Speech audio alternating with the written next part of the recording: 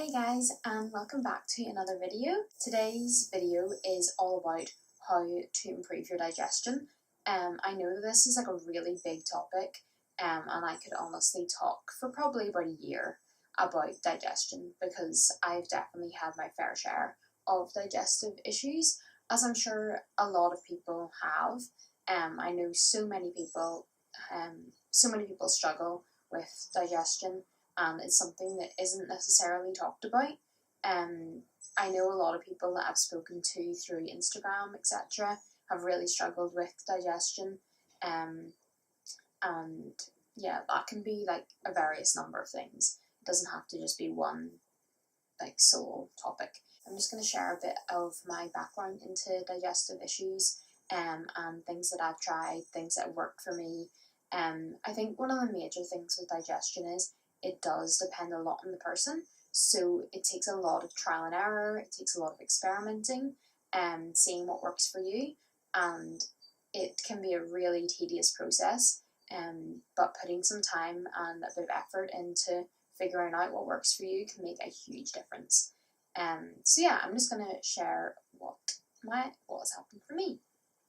So going back, I've basically had digestive issues like my whole life.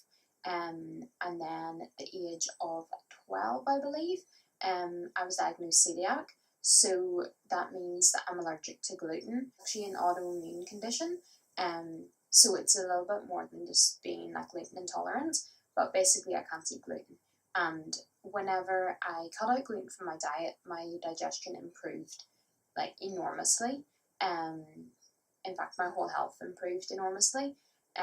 However, not long after that, probably about maybe like a year or so after that, my digestion went kind of downhill again. Not to the same extent that it was before that, but I really struggled, and in a lot of pain, etc., etc. You guys know the story, and yeah, then I was kind of like left with, well, what do I do now? I've cut out gluten from my diet, and that has obviously helped, and I couldn't even think about introducing it again. But it just kind of left me in like, well, I'm doing everything I can, what am I meant to do next, kind of thing. So then I struggled on for like quite a few years, just really beating my head against a brick wall, not really knowing what to do. I was still pretty young, and wasn't really aware of the extent of the problem. Then eventually, I went vegan, and digestion improved significantly. It was like after a few days of eating completely vegan, like it was like a miracle cure. Like I couldn't believe how good everything felt. It was just like an absolute magical experience. And then, however, about 9 months, I'd say about 8 or 9 months after I went vegan, things slowly deteriorated again. My body very much gets used to things. So the first 8 or 9 months of going vegan, it was a completely new way of eating to me.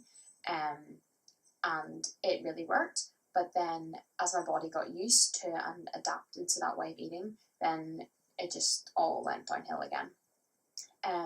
So then I was like, well, I am now celiac, so I don't eat gluten. I am vegan, so I don't eat animal products. What do I do now? I just was like completely at a loose end, and it's really quite frustrating when you think that you're like doing everything, but yet you still have these issues. So if you out there are struggling with the same sort of problems, I totally 100% understand. It's an absolute nightmare to have to deal with, and it really gets you down. So if you want to like comment down below, have a bit of a chat, feel free. I'm more than happy to have a chat with you. So anyway, at that stage, I was like, right, okay, I've got to experiment a bit more and figure out what can work, what is going to work for me, because I just could not go on with my digestion being that bad. So I did a bit of research and spoke to some people, some nutritionists, etc. And I found a few different options that I could try. I tried a lot of things, but I'll share with you the things that worked, and most of them I still do. So I started taking probiotics, pretty strong ones in enteric-coated capsules. So that basically means that they don't get like broken down by your stomach acid. They actually, like, the good bacteria gets to your stomach. So that's really important if you do want to get probiotics, to get the enteric-coated ones. So I started taking probiotics, and they made a massive difference. I take 2 in the morning, and I still take them. It's been probably about a year now, and they make a really, really big difference to me. I take the solar ray ones. I think it's like 20 or 30 billion bacteria. And I take them every day. They're kept in the fridge, so the bacteria is live. And yeah, I just find that they make a really big difference to me. So I have tried other probiotics in the past, and they did absolutely nothing. So I think it very much depends. Like, I'm not a doctor, so don't quote me on it, but I think it very much depends on like which bacteria is good for your gut, and like you in particular. So anyway, I found ones that work for me. So I still take those, which I find make a huge difference. The other thing which I have done in the past, I'm not actually doing currently because everything's going pretty swimmingly at the moment. But one thing I have done in the past, and I would do again, is taking apple cider vinegar. It's disgusting. Like, not gonna lie, it's horrible. But I took it in the morning. So it was like a tablespoon in a bit of warm water. I just took it like first thing in the morning, and I found that really helped. Just kind of like get your body like to wake up kind of thing. It didn't do anything major. Like, if you have really bad problems, it's not, that alone isn't gonna solve all of your problems, but it helps a little bit. So that was one thing. I also find another really big tip is water. So this can either be drinking too little water or drinking too much water. Either isn't great for your digestion. It kind of depends, one, on the person, and two, on how much fibre you're eating.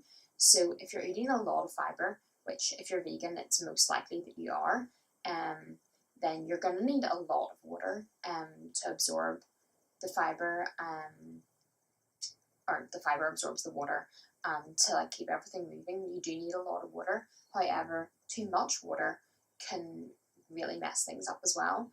I find that I try to drink around a litre first thing in the morning, because that, like, I just find that works for me, but I know that doesn't work for everybody. So water is a really, really big thing for me anyway. The other thing that I find can be really helpful is drinking tea. Again, I tend to do this first thing in the morning, and after my breakfast as well. I find that it doesn't only kind of like, it kind of soothes your stomach, I find, especially after you've eaten food. I always like to have a cup of tea. I just find that it really helps. Not so much in actually like helping your digestion, but it just makes things feel better. So peppermint tea in particular is really soothing. Although sort of like any hot liquid just feels nice. So one of the other things that I experimented with, and I actually still do, is there's a few other things that I tend to avoid, not like really strictly, because, well, I'm already celiac and I'm already vegan, so I don't want to complicate my life even more. But there's some things that really, really don't agree with me. For example, soy. As much as I love tofu and soy yogurt, etc., it really, really doesn't like me. And I tried to ignore that fact for quite a long time, because I just loved it so much, especially soy yogurt. But it really gives me such a bad stomach. For some reason, tofu doesn't quite as much. I find soy milk and soy yogurt to be the worst, but tofu does as well. So for example, like, if I'm in a restaurant, I never ask for like soy free. I just put up with it. And I find that, like, as a one-off, as long as you're not like going out eating out every day with it, then I just eat it and enjoy it. but I never buy it to have in the house because it just, I've tried a few times and I'm like, I'll just forget about being intolerant to soy, I'll just eat it anyway, and no, it's not a good idea. So yeah, I do tend to avoid that, but I'm not like 100% really fussy about it because I do enjoy it as well, and I'm not allergic to it, so, well, I don't think I am, but anyway. And the other thing that I find I can't really eat is lentils. Again, they just do not agree with me, make me feel really sick and completely mess up my digestion for weeks, so I don't eat lentils. I'm not really that fussed on them anyway, so it's not like a major issue. And when I go out to restaurants, there's very rarely a lentil dish that I want over something else. So again, I try to avoid them, but it's not the end of the world kind of thing.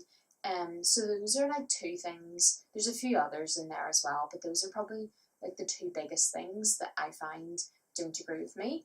And that's just found through like experimenting and being aware of how you feel after you eat things. Even with avoiding those things, like nobody's digestion is perfect. People that are completely healthy and normal, like they still struggle with digestive issues. So it's not going to be 100% fine all the time. But those are like my foodie kind of like tips. And so I do have a few other tips which I find make an enormous difference. One of them is relaxing. So I find that if I don't have time to just relax in the day, if I'm like really stressed out, running from one thing to another, literally don't even have a second to sit down, my whole body just goes completely, it's like, no, not dealing with this today, and can mess up for like quite a while. So I try really, really hard, and I actually talked about this in my last video, in not my last video, but my last like how-to video. So it was like how to deal with stress. I talked a little bit about how to relax. So you can go and watch that if you wish. Just gives you a few more tips on how to relax. So I find that making a bit of time in the day just to relax and let your body kind of like process things is really, really important for digestion. And without that, like I would be a complete mess.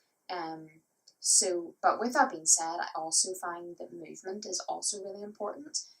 So even like getting out for a walk or something, just to kind of like get your body moving, get the blood flowing, I find that that's also really important. So there's definitely time for both, time for movement and time to just chill out and relax. So you can't always just take an hour to just sit down and relax and do nothing, but it's about incorporating that into your day and finding a time that works for you to just relax and give your body a chance. Obviously, different things are going to work for different people, and people have different backgrounds, they have different stories, they have different intolerances, etc., etc. They have different lifestyles as well. You've got to find what works for you and what works for your lifestyle. And yeah, just don't be afraid to experiment a little bit. And if you have any questions or you want to talk a little bit more, comment down below. I'll try and talk you through some of the things that I've been through. And yeah, I really hope that this video has been helpful for you guys. I hope that some of the tips have been helpful. And yeah, if you have any other advice or tips you would like to share with the rest of the viewers, just comment down below. And if you would like to see the rest of my how-to series, or if you have any ideas for that, then also comment down below and subscribe, because there will be more. Thanks for watching, and I'll see you next time. Bye!